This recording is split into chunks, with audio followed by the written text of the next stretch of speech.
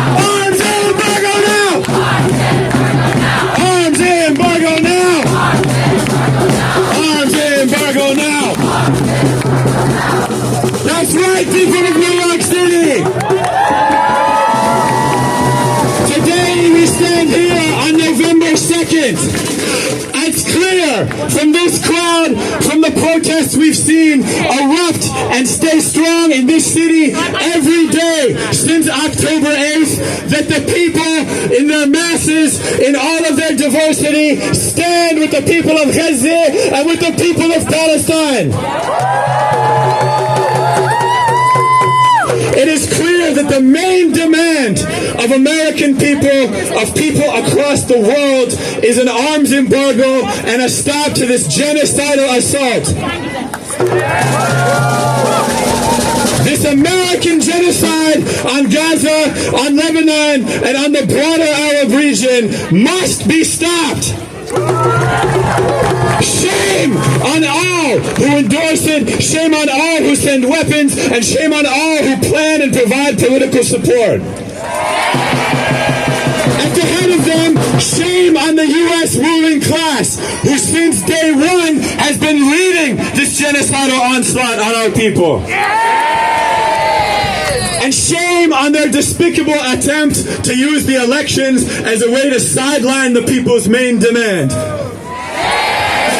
As a way to pretend that this issue, the issue of Gaza, the issue of Palestine, the issue of imperialism, is not the #1 issue for the people of America. Today we stand here, we have contingents from Queens, Filipinos, Koreans, teachers, tech workers, youth, students. What more can we say? This is all of New York City. This is what the people want. Arms embargo now.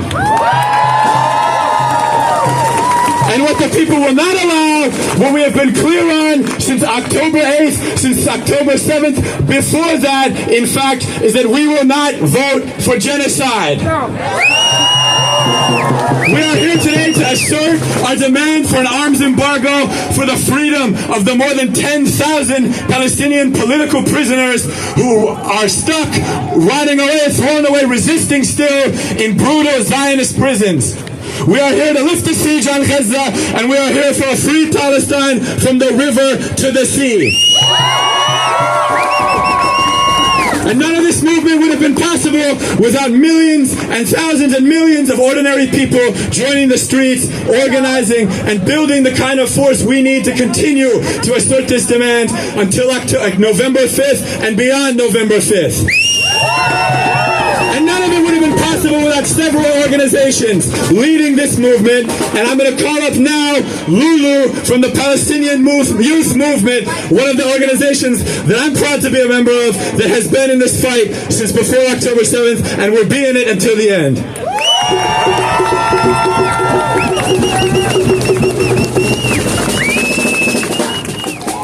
Thank you everyone for being here today.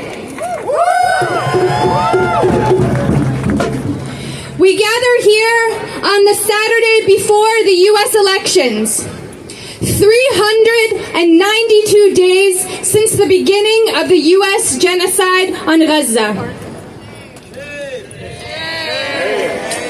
In that time, the empire whose belly we stand in has funded over 70% of the military operations responsible for what is nothing short of a Holocaust against the Palestinian people.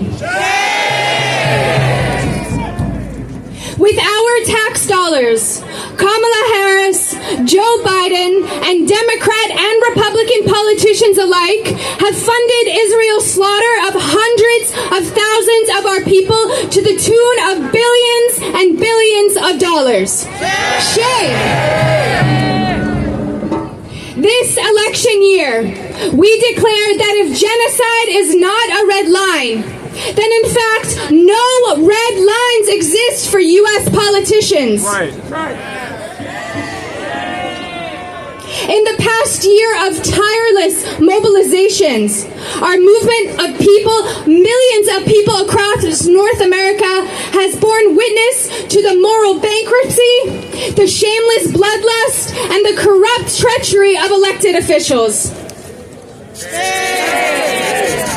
They were put in office by their constituents to serve their own districts and their own communities, but instead have spent the past year directing their attention, their campaign funds, and our taxpayer dollars to the machine of mass destruction, the genocidal death cult that is Zionism and the Zionist Project.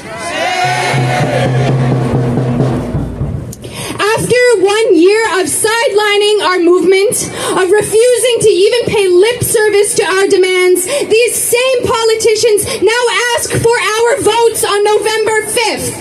Shame!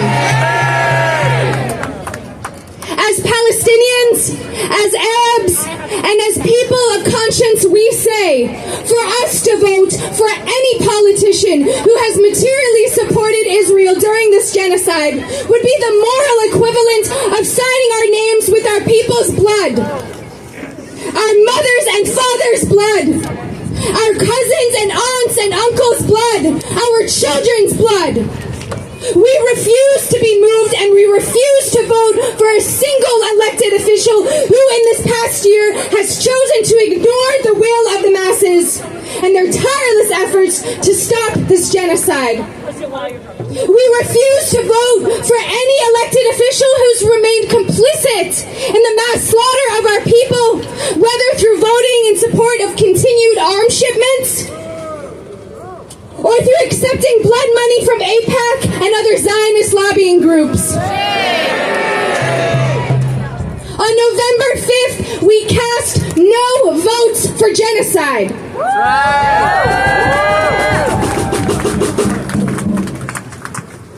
No matter who wins the U.S. election, our work to end this genocide continues. We will remain steadfast in our convictions and continue to take matters into our own hands.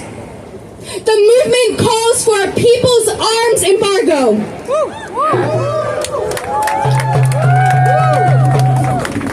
If these politicians had the political will, they would call for an arms embargo of the Zionist entity. In a day, they could hold all arms to the entity, but they choose every day to not. The weapons being used to murder and maim our people in Gaza are being manufactured and assembled in the United States. They are transported through our highways, ports, and airports. And companies like Maersk ship weapons to Israel used to kill our people. So we will take up the fight. Right. We will take up the fight. Join us in our transnational campaign against Maersk. We will not rest until all weapons are permanently stopped from reaching the Zionist entity.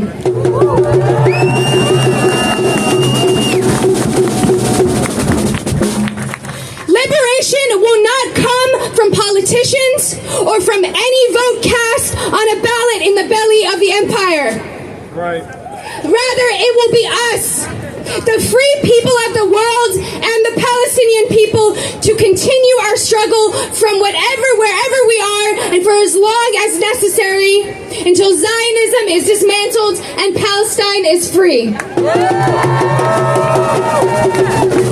The struggle continues. Free, free Palestine!